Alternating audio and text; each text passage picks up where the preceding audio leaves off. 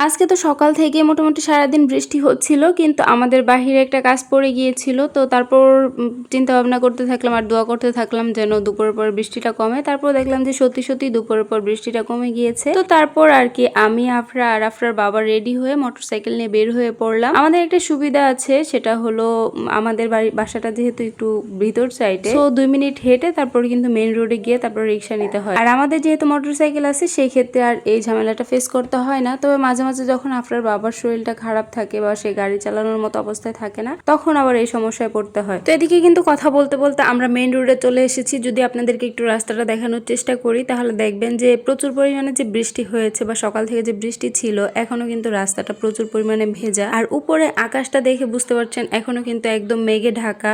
তারপরেও কিছু করার নাই, যাই হোক আমাদের যেহেতু একটু কাজ আছে। আর কাজটা বলে রাখি, কাজটা হলো যে আসলে কয়েকদিন যাবত আপনার বাবার মাথায় অনেক বেশি যন্ত্রণা হচ্ছে, ঘাড়েও যন্ত্রণা হচ্ছে, মনে হচ্ছে যে অবশ হয়ে যাচ্ছে। সেজন্য আমরা একটু ফিজিওথেরাপিস্টের কাছে যাব। তারপরে কিন্তু আমরা বের হয়ে গিয়েছি। আর এই যে দেখছেন বিল্ডিং গুলো, এগুলো কিন্তু আমার অসম্ভব রকমের ভালো লাগে, আর সেজন্য আপনাদের সাথে শেয়ার করলাম। দেন তারপরে কিন্তু হচ্ছে যে আমরা গন্তব্যস্থানে পৌঁছালাম। পৌঁছানোর পরে দেখলাম যে যার সাথে কথা বলেছি সে আবার বলল যে পরের দিন মানে কালকে যাওয়ার জন্য, আজকে আর হবে না। তো কি আর করার, খুবই আফসোস বা খুবই হতাশা নিয়ে তারপর হচ্ছে একটা পাশে লেকের পাড় আছে, সেই লেকের পাড়ে গেলাম। মানে একটা ছোট্ট পুকুরের পাড় আছে। তো এখানে যাওয়ার পর দেখলাম যে শুরুতেই হচ্ছে ছেলেপেলেরা অনেক বেশি লাফালাফি করছে, আর আমি যখন ক্যামেরা ধরছিলাম সে ক্যামেরা দেখে তো আরো বেশি দুষ্টুমি শুরু করে দিয়েছে। যাই হোক, তো তারপর কিন্তু এখানে কিছুক্ষণ দাঁড়িয়েছিলাম। মেবি এখানে 2জন ছেলে হচ্ছে শুধুমাত্র নিচে নামতো মানে গোসল করার জন্য। আমরা এসে 2জনকেই দেখেছিলাম। তারপর যখন দেখলো যে আমি ক্যামেরা ধরলাম, তারপরে কিন্তু একদম যারা ছিল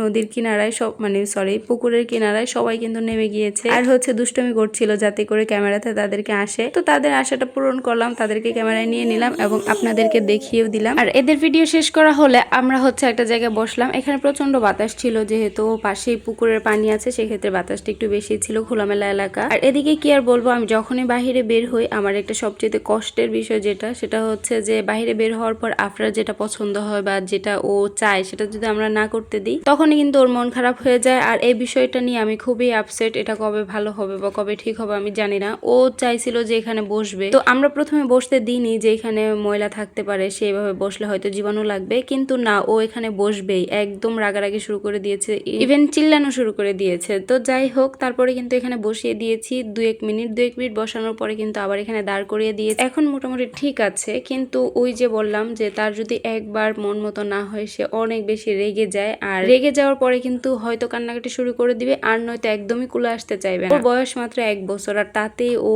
এই রকমের একটা জেদ করে, যেটা আমার কাছে মোটেও স্বাভাবিক মনে হয় না, মোটেও ভালো লাগে না। মাঝে মাঝে তো ভীষণ রাগ হয়, কিন্তু কি আর করার, নিজেরই তো বাচ্চা, সেজন্য আর কিছু বলি না। তো যাক, তারপরে কিন্তু সে এখানে দাঁড়িয়েছিল, তখন মোটামুটি তার মনটা ভালো ছিল। তারপর আবার নিজে নিজে হেঁটে হেঁটে আসতেছিল এদিকে, যদিও ও এখনো সম্পূর্ণ হাঁটতে পারে না, কারণ ওর বয়সটা এখনো হয়নি হাঁটার। তবে 1-2 কেক দিতে পারে বা ধরে ধরে হাঁটতে পারে, বাট এভাবে একা কিন্তু হাঁটতে পারে না। তো তারপরে হচ্ছে যে ও এখানে অনেক বেশি আনন্দ করার পর আমি হচ্ছে ওরে কুলে নিয়ে একটু হাঁটাহাঁটি করছিলাম, এদিক থেকে ওইদিকে হাঁটাহাঁটি করছিলাম, যাতে করে ওর মনটা ভালো হয়ে যায়। তারপরে আর কি করার, ওর মন তো কোনোভাবে ভালো হবে না। ও আবার নিতে চাইলো হচ্ছে পেয়ারা মাখা, এখানে বিক্রি হচ্ছে পেয়ারা। তো এখন পেয়ারা মাখা তো ও খেতে পারবে না। তারপরে আমি তো সব সময় ওর জন্য ফিডারে করে পানি বা প্রয়োজনীয় যা জিনিস সেগুলো নিয়ে যাই, যাতে করে বাইরের খাবারটা ওরে খুব কম দেওয়া যায়। তো ফিডারের পানি বের করে খাওয়াইলাম না, তাতে তো হবে না। সে আবার দুষ্টুমি করা শুরু করে দিয়েছে। মনে হলো যে আমি হাঁটতে নিয়ে যাওয়াটাই একটা বিপদ। তারপর আবার এসে কিন্তু আমি এই সাইডে দাঁড় করিয়ে দিয়েছি। এই সাইডে দাঁড় করিয়ে দেওয়ার পর ওরা আমি যতই টানি যে আসো আমরা চলে যাবো, আসে চলে যাবো, না, সে তো কোনোভাবেই আর আমার কাছে আসতেছে না। আমি যদি টান দিই তাহলে চিল্লান মেরে উঠতেছে। যাক, তারপরে হচ্ছে আর কি করার, ওর মন মতো চলতেছি। ওর মন মতো চলতে চলতে তারপরে হচ্ছে যেহেতু একেবারেই আসছে না, তারপরে কিন্তু আমি একটু বসিয়ে দিয়েছি। তবে একটা জিনিস হয়েছে, সেটা হলো তার এই টাইপের কর্মকাণ্ড দেখে কিন্তু আমি ভীষণই হাসতেছিলাম। হাসতে হাসতে একদম অবস্থা খারাপ হয়ে যাচ্ছিল। ওর বাবাও হাসতেছিল যে এরকম কিভাবে হলো। বসিয়ে দেওয়ার পর এই যে দেখেন ওর কাণ্ড, ও তো মানে পড়ে যাবে না কি হবে না হবে কোনো কিছুর দিকে ওর কোনো খেয়াল নেই। ওরা এখানে বসানোর পর ও হচ্ছে যে ওখান থেকে ফুল নিবে। তো আসলে একটা জায়গা থেকে ফুল চাইলে আমরা ছিঁড়তে পারি না। অনেকে হয়তো চাইলে ছিঁড়তে পারে, বাট আমার মনে হয় না যে যে কোনো জায়গা থেকে ফুল ছিঁড়াটা আমাদের উচিত। সেই জন্য কিন্তু আমি আর ওর ফুল ছিঁড়ে দিইনি, কারণ হচ্ছে ও যেটা চায় সেটা যদি আমি আসলেই করে ফেলি তাহলে বড় হলেও কিন্তু এই জেদটা থেকে যায়। আর সেজন্যই মূলত আমি হচ্ছে ও যেটা যখন চায় তখন সেটা দিতে চাই না, একটু পরে বা 1-2 দিন পরে দেওয়ার ট্রাই করি। তো যাক, এখন হয়তো অনেকে ভাববে ভাববেন যে ছোট একটা বাচ্চা তারা নিয়ে এত কমপ্লিমেন্ট কেন করছি বা তাকে নিয়ে এত ধরনের কথাবার্তা কেন বলছি। আসলে অনেকের এরকম ছোট বাচ্চা আছে যারা এই ধরনের সম্মুখীন হন বিপদে। তো আমার বাচ্চা কিন্তু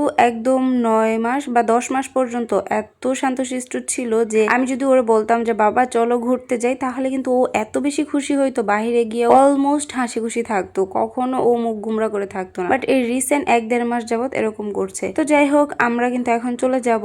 তো এই যে দেখেন কতটা মেঘ জমে আছে, মানে বৃষ্টি হবে আবার। তো বৃষ্টির মধ্যে ভিজতে চাচ্ছি না, সেজন্য কিন্তু আমরা তাড়াতাড়ি করে চলে যাচ্ছি গাড়ি নিয়ে। আর গাড়িতে ওঠার পর মোটামুটি আবার আফরার মন ভালো হয়ে গিয়েছিল, ওর সাথে দুষ্টুমি করছিলাম, কথা বলছিলাম, ওর বাবাও একটু হাসানোর ট্রাই করছিল, তারপর মোটামুটি ভালোই ছিল। তো আজকের ভিডিওটি এই পর্যন্ত। ভিডিওটি কেমন লেগেছে অবশ্যই কমেন্টসে জানাতে ভুলবেন না। আর ভিডিওটি ভালো লাগলে অবশ্যই লাইক কমেন্ট শেয়ার করে দিবেন আর আমার পেজটাকে ফলো করে দিবেন। সবাই ভালো থাকবেন, ধন্যবাদ সবাইকে, আল্লাহ হাফেজ।